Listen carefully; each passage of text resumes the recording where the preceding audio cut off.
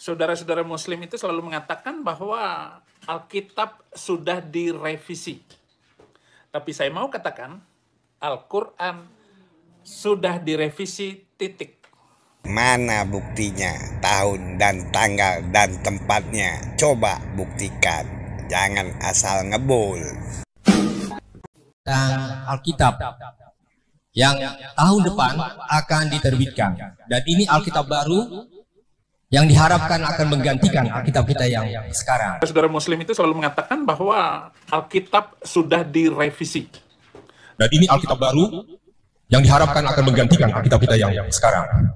Tentu kalau bicara mengganti Alkitab ini bukanlah masalah sederhana. Oleh karena itu kami sangat bersyukur, berbangga dan menyampaikan salam hangatnya dari Lembaga Alkitab Indonesia kepada BNKP yang bersidang pada hari ini. Nah, izinkanlah saya dalam beberapa menit ke depan ini memperkenalkan beberapa hal yang sudah dilakukan dan sebentar lagi akan terbit, yaitu awal tahun depan. Ya, saya mulai dengan sebuah catatan bahwa tiap generasi mempunyai Alkitabnya sendiri. Dan di era tahun 1950-an sampai 1970-an, Alkitab yang digunakan gereja-gereja di Indonesia sebenarnya Alkitab dalam bahasa Melayu. Itu merupakan penggabungan antara Perjanjian Lama, terjemahan Dr. Klinker, dengan Perjanjian Baru, terjemahan Pendeta W.A. Bodel. Dan itu diterbitkan sebagai Alkitab darurat oleh Lembaga Alkitab Indonesia, karena terjemahan baru dalam bahasa Indonesia belum terbit. Dan untuk itu diperlukan waktu yang cukup panjang, kira-kira 20 tahun, barulah Alkitab yang sekarang kita pakai sebagai Alkitab terjemahan baru tersedia bagi gereja-gereja. Jadi cukup lama kita sebenarnya menggunakan Alkitab bahasa Melayu.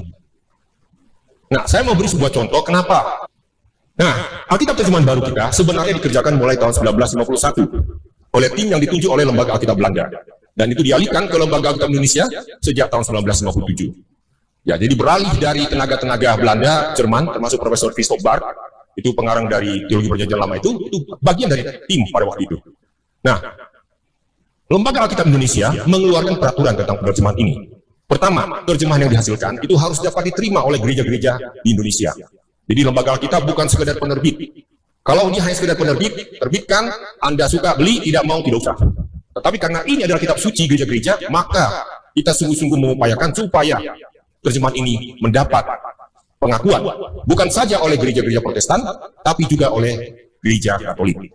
Lalu yang kedua adalah tafsiran atas teks sumber, itu harus didukung minimal 2 dari 4 terjemahan. Lukas 1 nomor 1 sampai dengan 4.